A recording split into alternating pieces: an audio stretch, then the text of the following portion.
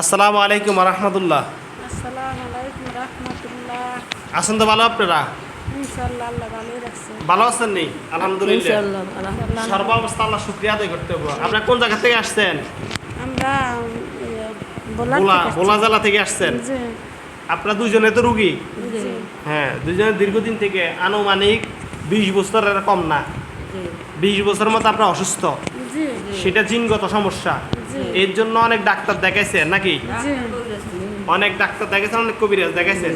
হ্যাঁ, জি অনেকের জায়গাতে অনেক গেছেন, কিছু সবাই সবার মতো চেষ্টা করছে, আল্লাহ হয়তো বা কবুল করে নাই। এখন বিভিন্ন জায়গাতে গেছেন, আমাদের এখানে আসছেন যে প্রায় এখানে আপনাদের দুজন থেকে আমরা অসংখ্য কি পেয়েছি, এক একজনের কবিরাজে প্রায় এখানে অনেকগুলো। হুজুর দেখেন তো এখানে প্রায় এখানে অনেকগুলো কি তাবিজ, কেউ তামার, কেউ পিতলের, কেউ আবার রূপের বিভিন্ন তাবিজ দিচ্ছে নাকি দে। এগুলো লাগানোর পরে সুস্থতা পাইছেন নি? জি না আগের মতো আছে এটা। তার মানে তাবিজে সুস্থতা দিতে পারে নাই, সুস্থতা তো দিবে একমাত্র আল্লাহ। তবে এখানে একটা কথা আছে, তাবিজ দিয়ে হারাম তা না। তাবিজ বিভিন্ন কাজে বিভিন্ন সময় ব্যবহার করা হয়, তবে অধিকাংশ সময় আপনার তাবিজের ভিতরে তো কোরআনের আয়াত কিংবা হাদিসের বিভিন্ন বাণী লেখা হয় নাকি। জি হাদিস শরীফে আসতে টয়লেটে আমরা যখন ঢুকি, নারী কিংবা আমাদের যেহেতু মানুষ টয়লেটে যাওয়া লাগবে, টয়লেটে না কাপড় হাদিসের টুকরা কিংবা কোরআন আয়াত নিয়ে ঢোকা নিষেধ। ওই দৃষ্টিকোণ থেকে যখন তাবিজের ভিতরে কোরআন আয়াত লেখা হয় শেফার জন্য, মানে সুস্থতার লাভের জন্য, অনেক সময় আমরা যখন টয়লেটে ঢুকি তখন এই তাবিজের যে একটা গুণ, যে মান, তা থাকে না, বরং আমাদের আরও গুণা হয়। এই জন্য সর্বোত্তম হচ্ছে তাবিজ ব্যবহার না করে আমল করা। কি করা? আমল করা। তাবিজ যেমন আমি তাবিজের ভিতরে সূরা নাস কিংবা সূরা ফালাক এই দুটি লেখে আমি আপনাদের দিচ্ছি, ব্যবহার করো, শরীর বন্ধ থাকবে।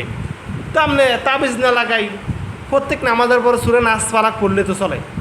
এতে করে আমলও হলেও সওয়াব হলো, আল্লাহর দরবারে কবুল হইল নাকি দে। এই জন্য সর্বোত্তম হচ্ছে ইবাদত, মানে আমল, এর বিকল্প কোনো কিছু নেই। আমল প্রত্যেক ব্যক্তিকে, একজন সুস্থ অসুস্থ সবার জন্য সূরা নাস ফালাক রাসূল সাল্লাল্লাহু আলাইহি সাল্লাম বলছে প্রত্যেক নামাজের পরে করার জন্য।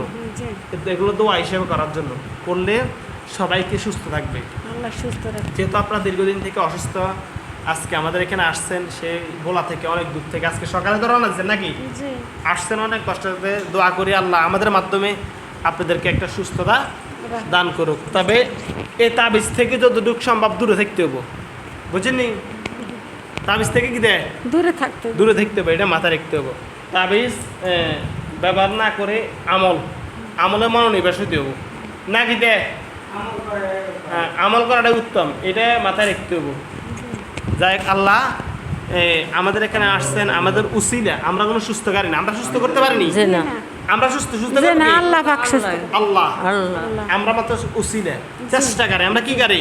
চেষ্টা করতে মানুষকে কখনো সুস্থ করতে পারে না, জি না, সুস্থ আল্লাহ। করবে একমাত্র আল্লাহ।